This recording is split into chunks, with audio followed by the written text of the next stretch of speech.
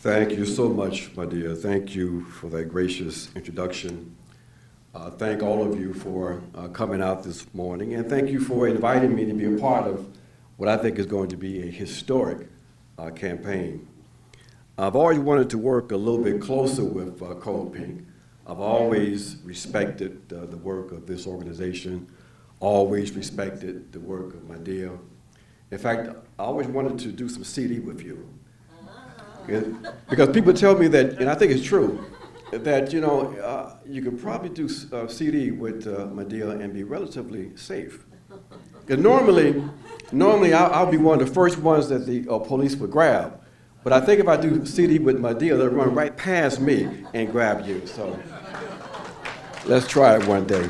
We'll do it. This is a very important campaign.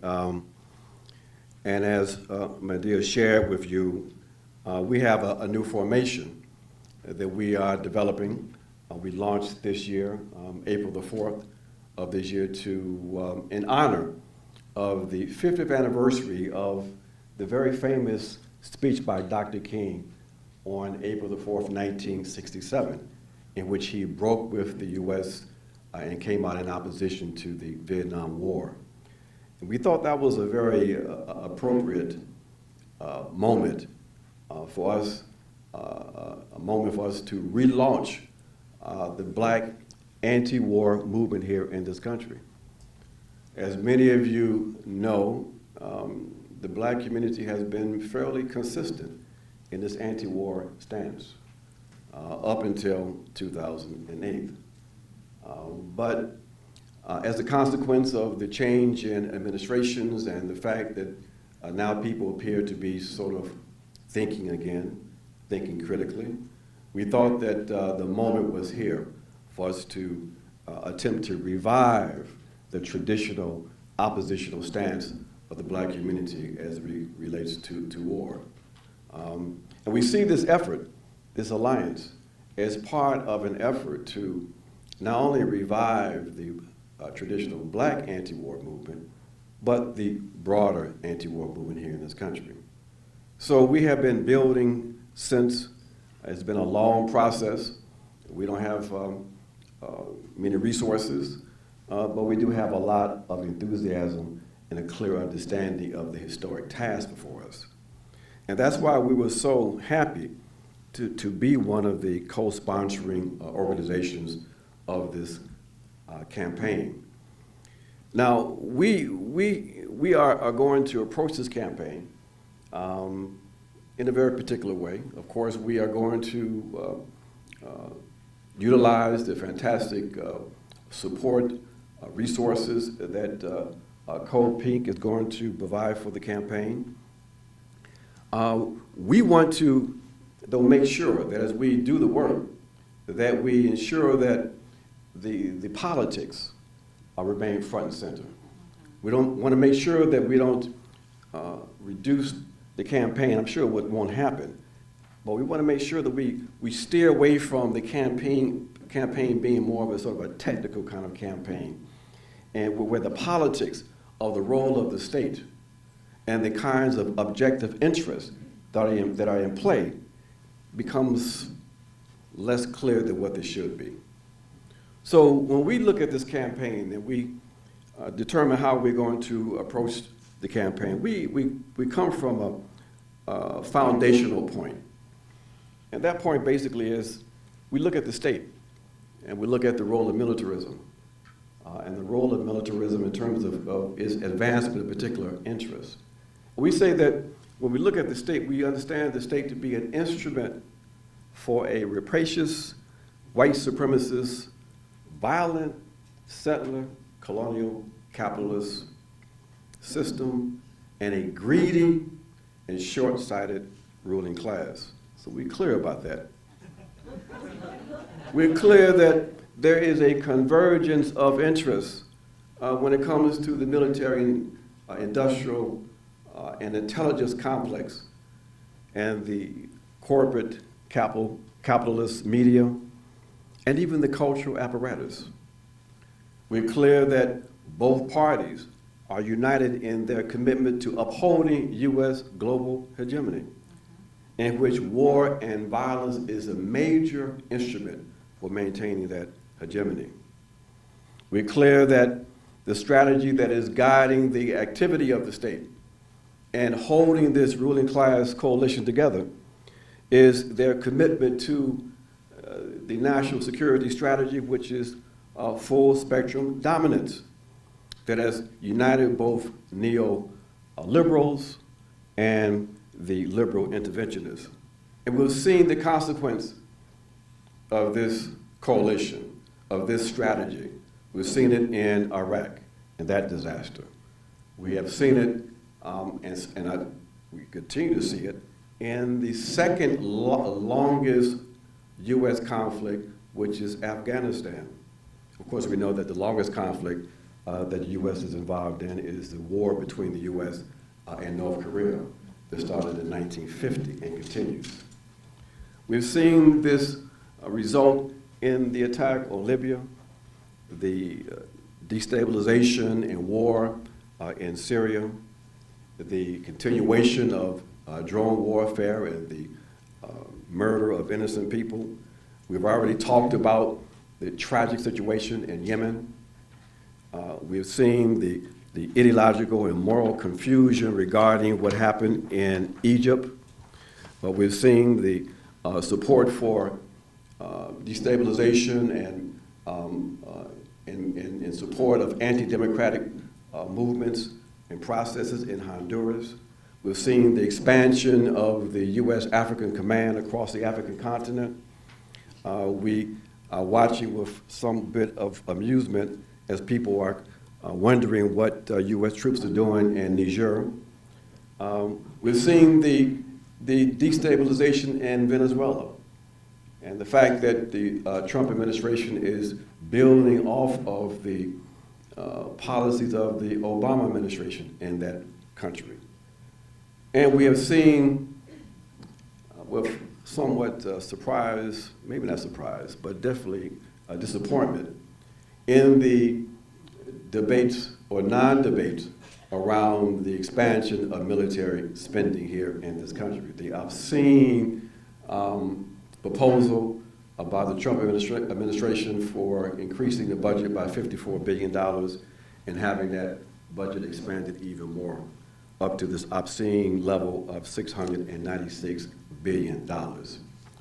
So we recognize and understand what we are up against. And we understand the winners, and we know the losers. The losers are basically the people of the world, the people of this country, who have their resources ripped off, who are subject in the crosshairs of U.S. domestic repression. We've already identified some of those winners, those major corporations, and we're not going to talk about them again at this point. But what we say is that basically when we take up this area of work in this campaign, this divestment campaign, which is a very important approach. Many of us who were part of the anti-apartheid movements some decades ago remember, in the audience we have our brother Sadi Booker, who was a central player in that fight. We remember how valuable that divestment instrument can be, that it allows you to raise all of the critical points. It allows you to start the process of delegitimizing what many people have just accepted as legitimate activity and legitimate actors. It helps people to understand what interests are at play when they begin to follow the money. It puts people in a position where they're going to feel uncomfortable when the information is surfaced that suggests that they are complicit with the sufferings of people around the world. So that moral issue is important, and we connect that moral issue to our political organizing, and we have, I think, a very effective process of delegitimizing militarism. So we are so happy that we are going to be part of this campaign. Now, we say that there's sort of three interrelated components that we have to take into account as we build the campaign and engage in the work. They're very important, I think, components because they are related to how we approach the work strategically. First, we have the ideological and cultural component. Well, we have to acknowledge that as we talk about war and violence, we have to understand the role that war has played in the evolution of this country. That central to the U.S. experience and really has been a permanent part of the U.S. national identity has been this commitment to militarism, to war. We know that basically when you have this kind of state that was born out of violence, a settler state, that its very existence is the consequence of a military conquest of a people, then those cultures have a way of legitimizing violence, of normalizing violence. And that's one of the reasons why we have this very interesting conversation around gun control. So we have to recognize that we have a very deep-seated sort of ideological and cultural bias toward the use of violence. We know that in this culture, violence is very much tied to the conception and understanding of what it is to be a male. So there's this gender component, and it's reflected in our attitudes, it's reflected in cinema, it's reflected in the games. In this culture, the way you deal with conflict is you become violent. You hit somebody, or you attack someone. And that is very easy to go from that level of individual aggression to collective aggression. So we have to keep this in mind as we think about how we approach our political work. We have to keep in mind also a very, very important component of why we have a culture that seems to be quite comfortable in supporting war. And that is the fact that in this culture, the ruling class propagandists have been very effective in utilizing the issue of race. That the wars, most of the wars since the end of the Second World War, 1945, have been wars between the U.S., Western Europe, and basically people of color. This ability to other people and to dehumanize them has been one of the most effective instruments they have been able to use. When you have, for example, a Senator, Lindsey Graham, who says, there may be war between the U.S. And North Korea, but don't worry. People are going to die, but it's going to be those people over there. And the very fact that people did not react with outrage across the board is reflective of what I'm getting at. We have a real serious cultural problem here. So we've got to be, in our work, we've got to raise up this issue of race and white supremacy. We've got to be the ones to say that basically all lives, in fact, matter. We can't play a game by not addressing that issue in that way. That one cannot be concerned about or play the game here and talk about, oh yes, Black lives matter, but then you're silent when it comes to the lives of Palestinians or the people in Yemen or the people in Libya or in the DRC.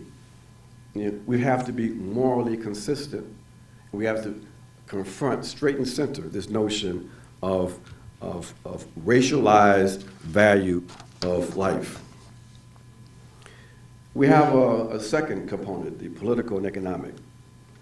And that is, and we referred to this briefly, we said that it's quite clear that both parties are committed to the political and material benefits of militarism. The very fact that when we had the vote in Congress to expand the military budget, and 117 Democrats in the House supported that expansion, then it's quite obvious where their interests lie. Some of you might recall that when the Trump administration first proposed that $54 billion increase, even the Democrats, pretended to be opposed, because that was at the moment they were still in that process of completely trying to demonize Trump. But all of a sudden they became quiet. And we saw what happened. They became quiet because they knew they're going to eventually support that expansion.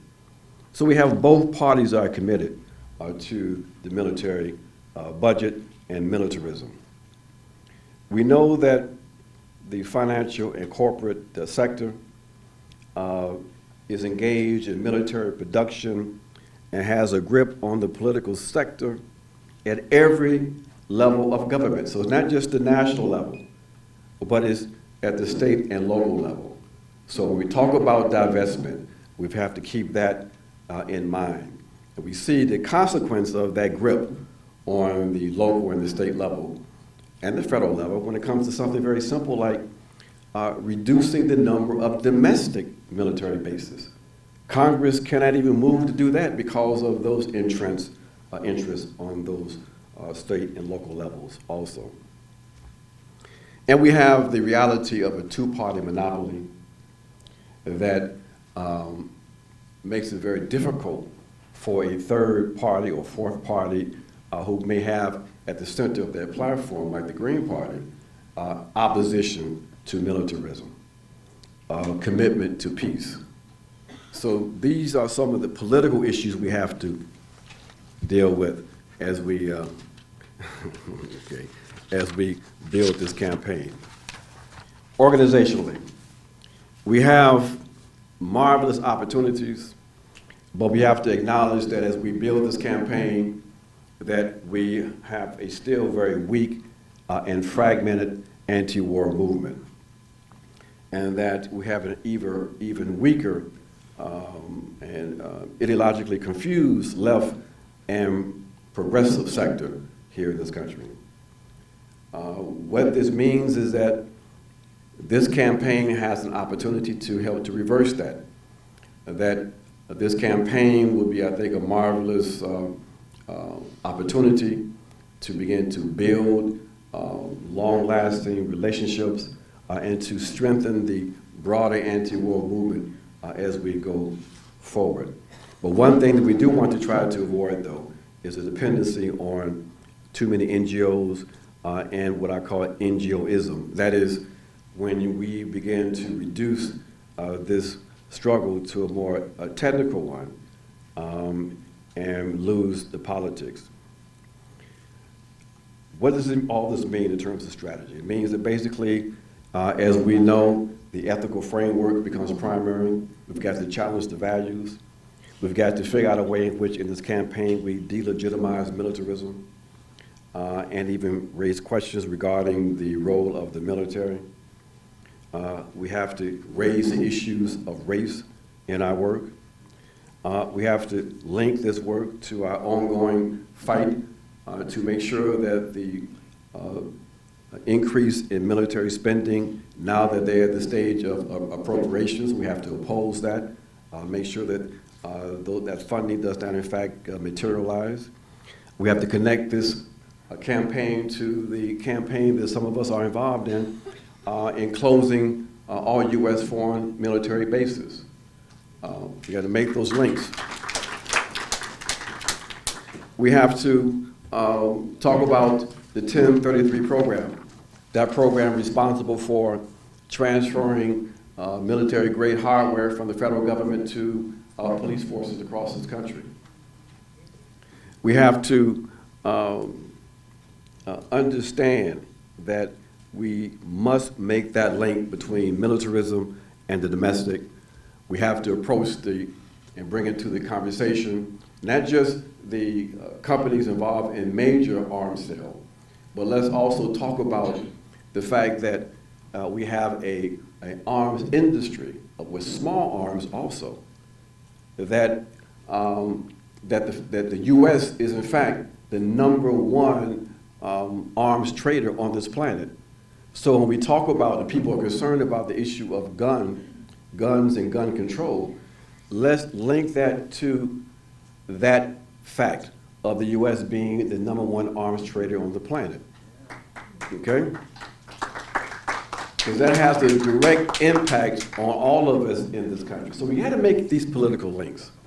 And we have the opportunities now with this campaign to, in fact, do that. And as I go to my chair, because my time is out just about, let's remind ourselves of this marvelous opportunity. Let's remind ourselves of the fact that we are, in fact, on the right side of history. That there are numbers of people in this country who are prepared to join us, who are quite frankly, tired of endless war. All they are looking for now is an opportunity to be more involved. They're looking for voices that amplify their concerns. So let's be those voices. Let's build this campaign, and let's build an effective anti-war movement here in this country. Thank you.